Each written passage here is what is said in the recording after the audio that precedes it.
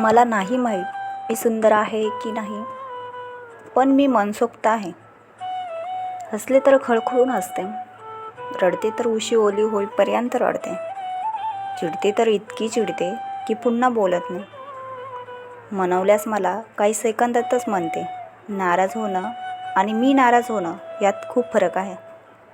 जेव्हा मी नाराज होते तेव्हा समोरच्याची एक स्माईलसुद्धा माझी नाराजी दूर करू शकते.